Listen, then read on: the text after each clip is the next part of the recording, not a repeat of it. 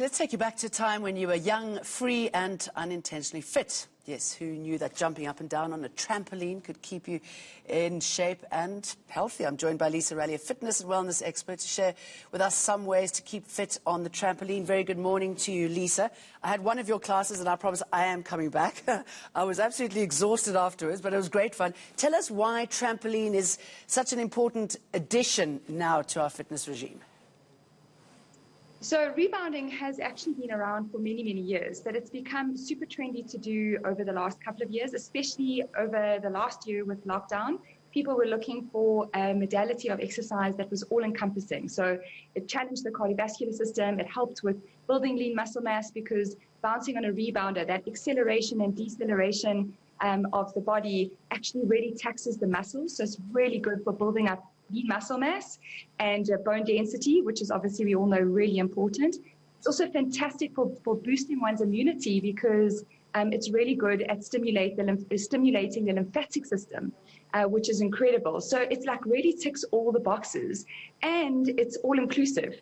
Children love to do it. Beginners love it because they feel weightless on a rebounder. They feel super light, so that even they feel like, oh my gosh, like I don't feel heavy on land. I feel weightless and light on a rebounder. There's so much more that they can actually achieve on one. And then those that were fit, that couldn't go outside and necessarily run, could utilize the rebounder to really push their heart rate up. And it's really great for the elderly as well, who's wanting to boost their fitness levels, increase their lean muscle tissue so that their muscles don't break down. So one family member can actually, everybody in the family can use a rebounder and benefit from it like equally. And it's different for each person. And it's such a beautiful way of exercising because yes, it brings the fun factor back. There's nobody that doesn't enjoy bouncing and then afterwards feel happier and younger. You know, it's just an amazing form of exercise. Yes, I felt all of those things when I walked away. Lisa, and when it comes to kids, I mean, is there a certain age when children can get on a trampoline? Can it have a negative impact on their bones if they start too young? Absolutely not. The little ones from 9 months old that are just sitting upright with their little spines, they can benefit from it by holding their hands, letting them sit on the rebounder and just giving them that slight little bounce. It's called like the health bounce. It's really good for stimulating their lymphatic system. And then the minute they can stand, literally holding their hands and letting them march on the spot, that's all they can really do. Little bounces, lifting off the mat, and you slowly progress them. I mean, my little one is 4.5 years old and she's been rebounding since she was 9 months old. And she's agile, she's fit, she's strong, she's supple, she's got a really strong core. We do all kinds of exercise like crossing the midline and making sure that they work on something called proprioception. So it's really, really good for children. We've just launched our Bounty Kids program a few weeks ago, and it kind of get kids from the age of 3 years old onto a rebounder already, starting with consistent exercise, like 10 to 15 minutes on a rebounder every single day. And it is quite incredible what happens to them if they exercise daily like that and they're consistent with it. You'll see what happens to your child. It's so, so cool. And to be able to put them on a rebounder at home because you like cooking or you've got something to do and you're like, they need to burn off some calories because we all know that kiddie sports at the moment aren't available.